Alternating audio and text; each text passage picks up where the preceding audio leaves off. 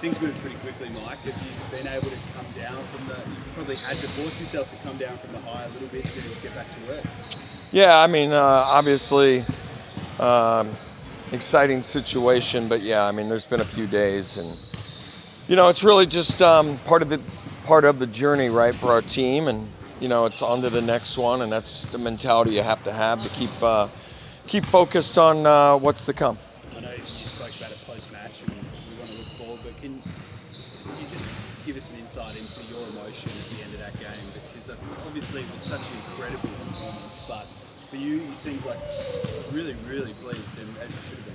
Well, obviously a tough situation. I didn't think that you give Perth a ton of credit for the things they did. To get a 20-point lead, right? You're just trying to work the problem and get it back down to a manageable number and things like that. So, yeah, it's hard. Like in the moment, you're just trying to kind of work it and see if you can get it back to a number where you feel like you can, have a chance at the game. And, the ball's got to bounce your way. You got to have the stops. And there's a lot of things that have to go right for that situation. And then, as a coach, it's always about teaching and correcting. So, you've got to really look at the things that put you in that position more than all the kind of the things that got you the win at the end.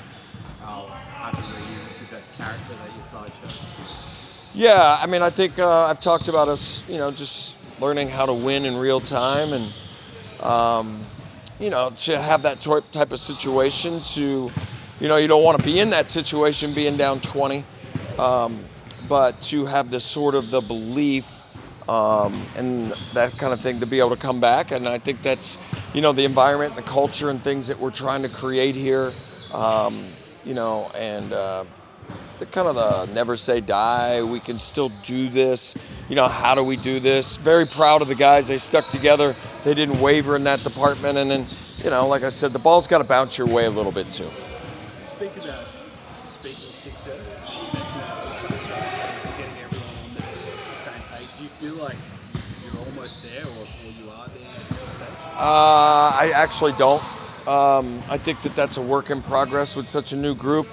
I think that every day that we're together and practice days are incredibly valuable, just like the games. The games give us opportunities and present different situations and challenges. And, each team that we play presents a different type of challenge. And we're able to take those things and hopefully learn from them and, really correct and teach. So what needs to get up to make sure that's 100%? Is that something that only... It's time. It's called time.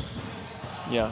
You want to live in the age of instant gratification, I guess. Get on your cell phone and everything happens right now. That's just not how it works in relationships and teams and team building and bonding, and those things all take their own time. I don't know when that will be. Hopefully we get there. I would say the majority of teams never get there. So Melbourne, last time you played Melbourne, it was probably the game of the season for the NBL at that stage. Such a tight contest. Is there a degree of unfinished business, not unfinished business, but a little bit of revenge that you want to get, square the ledger on that? Well, I mean, that one probably stung as much as this one felt good at Perth, right? I mean, we did a lot of really good things in that game. They've got just a ton of experience all the way through their roster. They've been in a lot of big games as a group with a lot of guys, and they found a way to win that one. And you got to give them credit for getting the stops and the runs and making plays at the end. And yeah, sure, that one hurt a little bit, but it was part of our journey. Like I said at that time, I think it helped us get better, because as much as wins do one thing for your team, losses do another. You definitely have their attention a little bit, probably easier after a loss, to be honest with you, although you just don't want to go through a lot of those. The NBL. It's been a long time since the 36ers have gone into a round on top of the ladder. Is there a bit of extra pep in the step? Well, I think, it's probably part of another step. I don't really know all that history. I remember playing Joey Wright and his teams. I was with the Utah Jazz in those years when they came over and played some exhibition games against us in Salt Lake. So I remember Sobey and Creek and those guys being on the team and how good they were. We're excited about having a game of this magnitude at home. Does it mean anything long term? No, it really doesn't. It's one of 33. But but there's an opportunity for us to keep playing well and to keep growing. And I just think that we're now kind of flipped, right? They've lost 2 in a row. We understand the script, and we're at home, and we won sort of a few in a row, and had a really interesting game on Sunday. So it's a whole different game on Friday night, and a different opponent with different type challenges, and we'll try to get the guys dialed in to be ready for Friday night. The NBL's meeting machine is really pumping you guys up and talking about how this could be the year for Adelaide. Do you try and block that out, given it is still quite early in the No, not really, to be honest with you. I think all those things are good for us. I think it's good for us to kind of hear that kind of stuff and work through it and still be focused and determined, because there will be a lot of outside distractions as we go on through the year. I've talked about if you handle your business early in the season, then you get yourself into bigger games as the year goes on. And that's the type of situation that I want us to be in, and thank goodness that we've created, because we won a close game against Cairns, or you won a good game against New Zealand, and it puts you in a position to be in a game like this. And I just think that they're really, really valuable experiences for this group, because ultimately we want to be in, finals games where there's a lot on the line, and the only way that you can sort of prepare for those situations is for us to be in it now. your messaging in that televised part of the timeout, and I'm also watching back, you're talking about needing to hit threes to pull off that comeback. How pleased were you with guys like Isaac White, who had that willingness to go out there and take those big shots when the circumstances? Yeah, our group has been exceptional on, I've talked about the ability to be coached. They've been absolutely fantastic. In that moment, I'm just basically trying to explain time and score and, what they're trying to give us.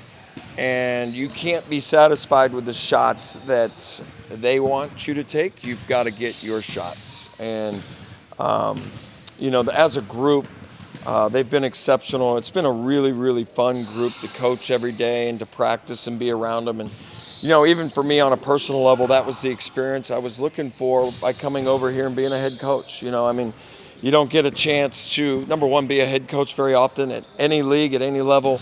And then, I really wanted a meaningful sort of, hey, I'm going all the way to Australia. You want to have a chance to coach some exceptional people and guys that are all about the right things. And they've just been just a great group to coach. And even though I look like I may not be enjoying it, I actually am.